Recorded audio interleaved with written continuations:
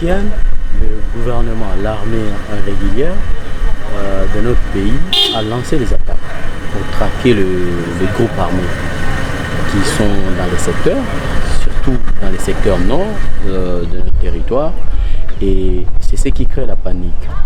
Et les opérations continuent malgré l'incident malheureux qu'on a connu, la disparition du voyant commandant du 3303. Les opérations sont en cours et nos militaires ont gardé les caps. Question de technique, pas seulement question technique, et aussi de se réorganiser. Vous savez, si un commandant maire, il faudrait qu'il soit remplacé nécessairement. Je ne suis pas militaire, mais je peux comprendre, c'est ça. Mais il y a maintenant les rescapés, ces groupes rebelles qui sont traqués, qui entrent maintenant dans le village, et ce sont eux qui tuent. Vous savez, quelqu'un qui vient du front, et à ses côtés, 2 de ses frères sont tombés au front, et quand il débarque dans un village, il devient méchant, il devient incontrôlable, et c'est ce qui fait ça. Nous demandons juste à l'armée de renforcer les positions militaires dans les villages environnants, là où les villages qui sont autour des zones opérationnelles, les militaires doivent être présents pour protéger la population et leurs biens. Et puis les habitants de Tanganyika voudraient que vous puissiez interpeller le ministre de l'Intérieur. Qu'est-ce qui vous bloque pour l'interpeller afin qu'il fasse un état de lieu par rapport à la sécurité en province? Exact, nous pouvons bien le faire, vous savez très bien. La question liée à la défense ou bien à l'armée ne dépend pas de la province, ça dépend du gouvernement central.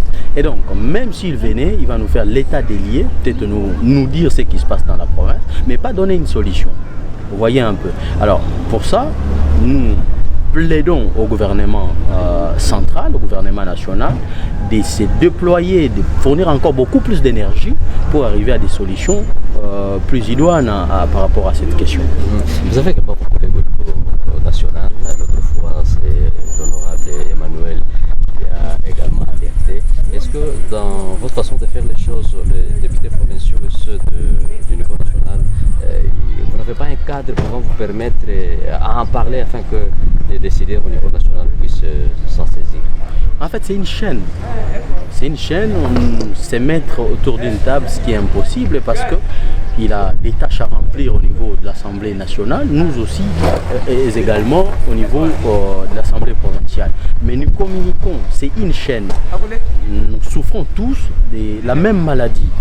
Et donc, ce qui est traitable au niveau provincial, par exemple, les déplacer et trouver des solutions, au niveau provincial, nous trouvons des solutions. Mais quant à la question de l'armée, lui, nous lui faisons confiance, il est le seul élu de notre territoire, il se bat aussi au niveau national pour essayer de trouver des solutions à notre